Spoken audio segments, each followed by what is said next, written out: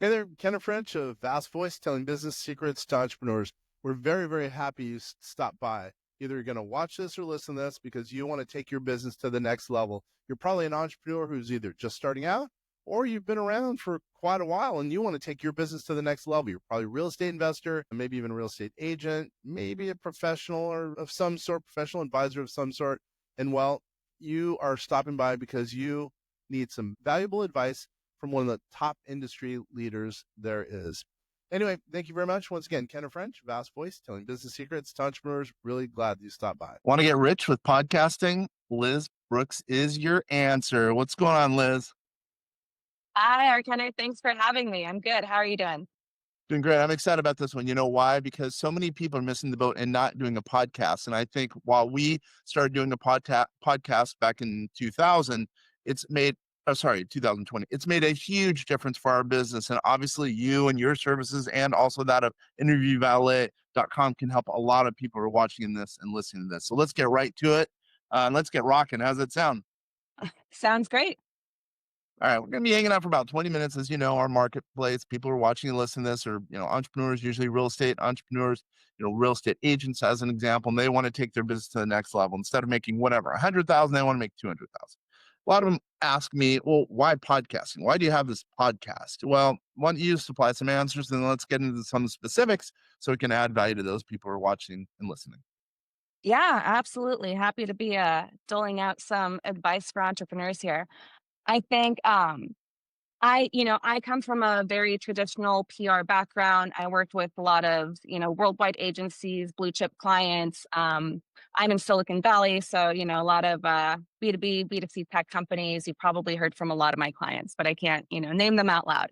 But, I think regardless of the size or the scale of your company, I think, all of these CEOs, business owners, entrepreneurs are coming into this with a very traditional perspective of what you can achieve with PR and how you can expand your share of voice and brand authority. One of the very first things that I was introduced to once I was starting, in the traditional PR space was thought leadership campaigns. Every single PR campaign that we uh, had at least one spokesperson that we were doing thought leadership campaigns for. And of course, the focus of these thought leadership campaigns is share of voice and building brand authority. And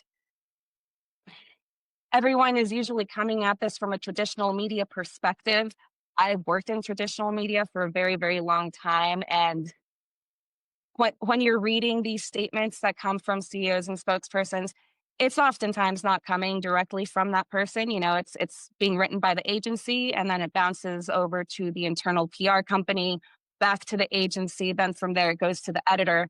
So by the time you're reading an article or a published statement, it's gone through so many filters that if you know anything, you know that it's not coming straight from the horse's mouth. It's almost like looking at an Instagram picture with like a dozen filters on it. It looks like a completely different person. That's not who you're going to meet on the street. That's not who you're going to meet on a first date.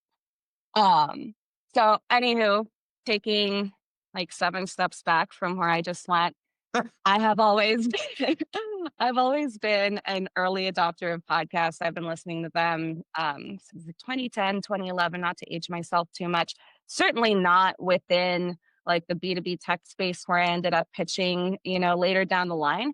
But I knew right away that's such a great way to get people on the go. It's something that is being adopted more and more, especially at that time. It was still kind of new. And nobody was bringing that up in these campaigns. Nobody was talking to these spokespersons about those opportunities. I was pretty low in the totem pole back then, but I brought podcasting up, and almost all of the different clients that I was working with were interested in that. So slowly over time, over the years, I started specializing on that more and more.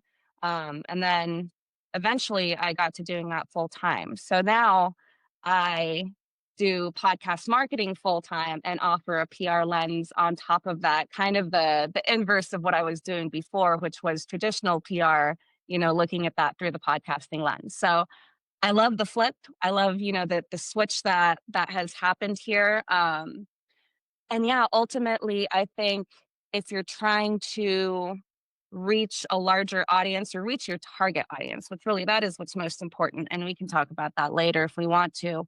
Um, what better way to build that share of voice than with your actual voice? And you can do that with TV as well. That can accomplish the same goal. But good luck getting on TV. That is a lot Yeah, harder. Not impossible, but that's a completely different beast. And also, not everyone has time to watch TV. One of the great things about podcasting is that it's such a great way to reach a larger audience who is too busy to sit down and read an article or to sit down and watch the news. I'm listening to podcasts all day long as I'm vacuuming, as I'm walking the dog, as I'm commuting. And I'm not by myself. So I think I'm not here to say abandon traditional PR, abandon print, TV or anything like that. I'm saying why not both? Like the perfect world is a blend of both strategies. And ultimately that's I think how you're going to cast the widest net.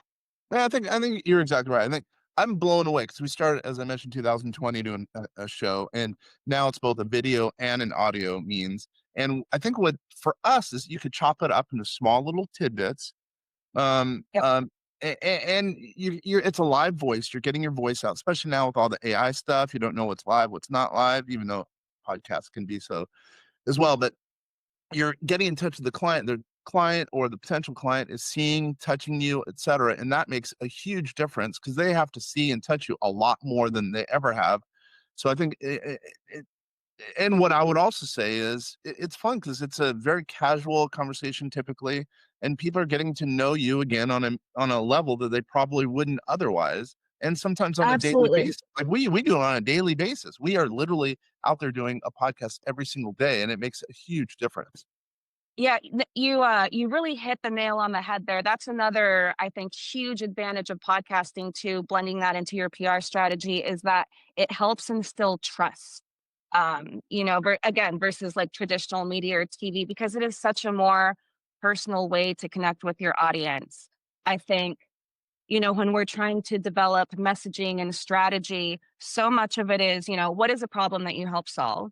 Who else is solving it? What sets you apart from those people? But also, what is your why? What's your personal tie in to this, to your app, to your product, to, whatever it is that you're trying to spread out there? Why does it matter to you?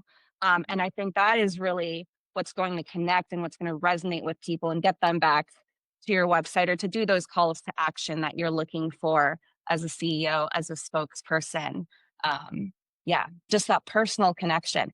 And also something that you should be doing if you're not already doing it with podcasting is, to your point, are kind of repurposing, like making small snippets using that same media to create even like a month's worth of content that you can be sharing with your audience so that even if you're not doing a podcast every day like you are, but they will still see you, hear you every day based on how you're reusing that material as well. And that helps increase your domain authority, your SEO. There's just exponential benefits to using And it in that way. there's so many benefits. It just blows me away how more people don't do them. People think, it's too much work. It's not too much work if it equates to revenue down the road. It's worth it. It's your ROI, return on investment, is great as far as I'm concerned with podcasting. So obviously, you're working with Interview Valet. You're doing their PR. Tell us a little bit about yourself and also Interview Valet. By the way, we're not getting paid in any way for this, but I think it's a cool story.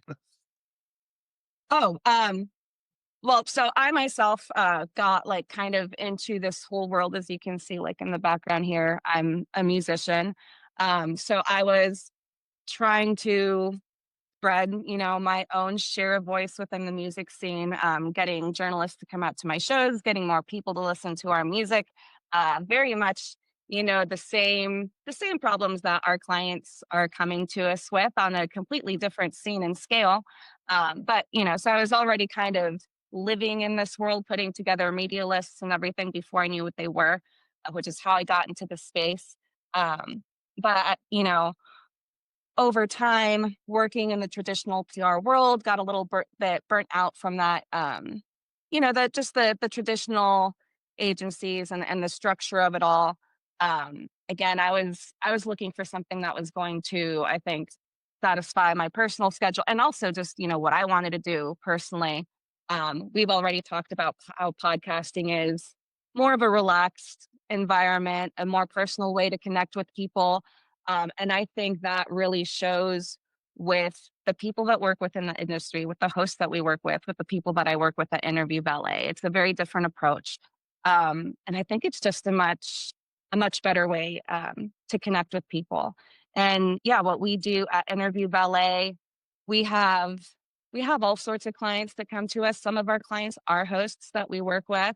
So we have people that come to us who are extremely experienced. They already know what they're doing, and they just they don't have the time or the bandwidth to do it themselves. So they need someone to help. That's where we come in. And then we have folks who come to us who are completely green and they've never recorded a podcast before. And so we provide them with the equipment that they need, which we Mm, do offer that. We help set up their their strategy, their messaging. We put the campaign together for them. We help them with their speaking points. We can do mock interviews if need be. And we're always on the lookout for more ways. The technology that we have at our disposal now is ridiculous. So we're constantly finding new tools and new ways to help our clients with more, whether that be tone of voice reports, that the entire communications department can use so that everything matches the same branding, the same share of voice based on the interviews you've done, to interview analysis, how you can improve from your last interview to the next. mm, So yeah, that's kind of what we do in a nutshell. It is ever evolving, mm. as is this industry. But yeah, I hope that answered your question. But That yeah, did. that's a That little did. bit of me and Interview Ballet as a whole. That did. So give me a couple tips for people because again, here I've been telling people, hey, you should start a podcast, both visual and audio. So what's some ways that people would get started on getting on some podcasts? Let's say they're not ready to start a podcast, but they want to get on some podcasts. What are some clues that can help some of those people who are out there? Well, know why you're trying to get on a podcast to begin with. Um, what is the goal that you're trying to achieve? What's the messaging that you're trying to get out there? And then use that to identify the podcast that you want to get onto. If you don't have, again, the bandwidth or you don't know how to do it yourself, definitely find someone who can help you, such as ourselves. I think two other very important things to come in, especially if this is new to you. Everybody comes in and they want the biggest shows. They, Yeah. everybody says Joe Rogan, and it's like, why do you want to be on that show? Your product has nothing to do with his audience. Everybody just thinks that bigger is better. And something that we say at IB Interview Ballet, sorry, is that better is better. It's more about finding your target audience, your niche audience that's really going to listen to you and deliver that ROI versus just trying to do the spray and pray method of getting on the biggest show, the biggest audience that you can, because that's oftentimes not going to be effective. I think the other thing to keep in mind is the importance of being open minded and flexible when it comes to not only your target audience, but ultimately your campaign goals as well. I think Mm, one example, and not to throw any names out there, but we had one client within the health and wellness space. They were promoting a product. They really, really wanted to hit the younger audiences, Gen Z, millennials, younger than me. I'm a millennial, but like even on the younger side of that. And we were trying everything that we could, and we even got them on some of the larger shows within that space, but they just weren't seeing the conversions that they wanted to. And we were mm, doing ad spend as well, and they were, why aren't we seeing the results? Like, we're getting on the shows that we want. So did some behind the scenes brainstorming. Sometimes you have to try and ask for forgiveness versus permission. This mhm, was one of those instances. I started going out to the like the wellness over 40 longevity crowds and shows, and they loved this product, and they were willing to go on. They were willing to kind of pivot that original strategy that they came to us with, to go on these shows. And even though they were smaller and it was a different target audience than what they originally had in mind, they started seeing conversion so quickly. And they were finally able to get that ROI that they were looking for. So I think the three biggest takeaways would be know your why. Hmm. Find your target audience. Sometimes niche is going to be way better than versus bigger. Yep. And then last but not least, be flexible. Be able to think on your feet and be able to take advice and see who wants to talk to you. Yeah. 'Cause sometimes you got to go in that direction. I thought those are really good ideas. Nice. Liz knows how to come through. So then what about, let's say someone wants to start a podcast. What's some words of wisdom that you would drop to them?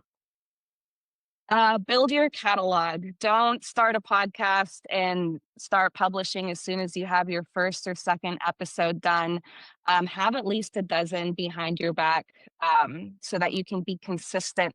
I think, especially if you're starting out, one of the worst things that you can do is have long period of gaps between putting shows out because people are going to forget about you. A lot of 100%. people ask, yeah. I was going to say a lot of people will ask, like, what do you see trending? I see more and more podcasters putting out either repurposing the content that they already have into shorter episodes or creating backlogs of shorter episodes, minisodes, if you will, that they can put out on a more consistent basis just to keep that cadence going, in terms of not losing your audience. Yeah, I mean, the reason we do it every day is we want to be consistent. We want to get a message Yeah. out, chat with people every single day. Because one of the big things we heard was, people come out with a podcast for, let's say, whatever, every other week, and then they do it for 4 weeks, 5 weeks, and then they stop. Yeah, I wanted to commit. exactly. Vast Voice, we're committed to it. You know what I mean? So we want to make sure that we were going to be doing it no matter what, rain or shine, Christmas, otherwise, 365 days a year. And it's made a difference because now we have Yeah. an audience. People are coming and watching us, listening to us, although we don't have as much engagement as I'd like. But that's a whole nother story. Oh, yeah. Well, wait a minute. While I have Liz Brooks here. So, how do we get engagement, or anyone who's out there, how do they get engagement for their podcast? I think everybody everybody always tags the host or the show. I think also tagging people that who are relevant to the conversation, who may have something to say or to chip in, that Mhm. is important. Also, when you are sharing these, have a call to action in there. Create a poll. Have a question. Give people a reason to click on that or to leave a comment. Don't just put something up and expect that it's going to be so fantastic that people are going to go in and comment with praise. Sometimes even a little bit will just get them to click that button or to leave a comment, but you have to incentivize sometimes. Yeah, that's good. Thank you right off the bat. I mean, because we've only had a couple of times where we've done a poll or asked questions. Here, if you call in or email in, you get this. We need to do that because that'll make a difference. Because it's the engagement. Who cares about? I mean, who listens or watches? But really, what matters is the engagement. People who are invested in the show. That's really what matters if you think about it. Yeah, and also depending on the platform that you use, there's all these different tools now where you can see, what hours of the day your audience is, usually on the app or on the platform. If you have access to that data, also just use that data so that you're posting on the busiest days at the best times. Don't don't post on a Sunday at 7 o'clock at night because no one's online. Yeah, that really is But true. that's the basics. But Yeah, that totally makes sense. So, okay, so then what about, oh, here, because I know you coach people who are coming into a podcast recording. What do they do afterwards? Because I've seen different strategies. I'm just wondering which ones work. So let's say, as an example here, Liz, you're on our show. By the way, this is Bass Voice telling business secrets to entrepreneurs. This is Kenner French with VastSolutionsGroup.com. We're chatting with Liz Brooks, who is our own representative, but also works with interviewvalet.com, helping people to get on shows, etc. So, what are you going to do as a follow up to this show to optimize it for us and also you, and also, I guess, Interview Valet? So we send thank you cards all the time. Like that's such a small personal touch. You will be receiving a thank you card from me. But also just kind of keeping our finger on the pulse of when this is going to go live, making sure that we're promoting it as much as you are. Don't just expect the host to promote the episode and tag you. You have to do the work on your end. So yeah, like not only will I be sharing the episode, but Interview Ballet will be sharing the episode. I'm sure some of my coworkers will, just getting everybody that to help spread that net of awareness once this goes live. I think that's ultimately the best way that you can say thank you to a host and show your value as a guest. Yeah, I think And then all of our obviously, if you have a book or a T-shirt or something that you can send, I don't, but if you do, well, maybe that's maybe always a nice. maybe you could send us some of your music. But anyway, but that I only say that. I'm excited to I'll hear send about you your. some links. I'll There send you you go. some links. Yeah. There you go. We now, I'm just throwing this out. We have just adopted recently Google reviews. So now people are on our show. We'll, if they like the interaction, if they think some of our philosophies or our podcast is pretty cool, we have them, do a Google review and then a like, and then that'll help hopefully get some eyeballs or some ears on the episode. So yeah, ratings and reviews is a big one, and I should have said that right off the bat. Sorry, I was thinking of like the other things that Yep. Yep. would set us apart from what most people just go and automatically do. Google reviews is I haven't heard that. Usually it's Apple Podcasts that everyone is looking for the ratings and reviews for, but I didn't know that. Send me the link and I will leave a review. I will do it. I love it. Because I know you've listened and watched some of our shows. So, all right, this is good. I'm really getting some good ideas out of this. So then, let's just say, what are your thoughts on now the new kind of move towards video podcasting in addition to audio? Do you think that makes sense? Because I think it makes sense, but I just want to know your viewpoint and how do you optimize that? I no, I think it's great. If you can do it, why not? More and more shows are trending in this direction. It's again just more content to put on YouTube. It helps with the, MUA, domain authority, all of that. There's again really only benefits to it. And then it's great for repurposing content as well. Repurposing content is so much more effective when you have the video audio format together versus just the audio clips. However, that being said, I think it's still super duper important that we always, having just the audio is still so valuable for folks on the go, because not everybody has time to sit down and watch the YouTube episode. But having both is fantastic. Yeah, Um, yeah, and it's something that more and more of our clients are looking for as well. Like if a show doesn't have that video element, sometimes people don't want to go on it. So as a host, take that into consideration as well. yeah.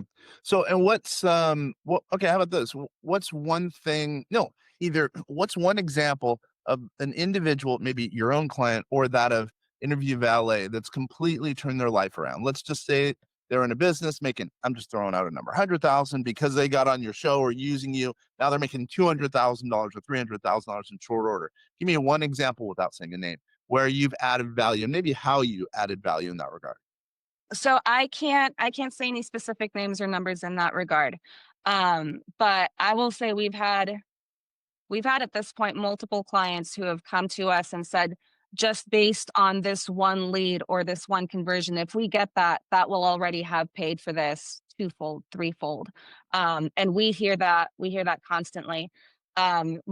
Most recently, this this client works within both real estate, but has a background in energy.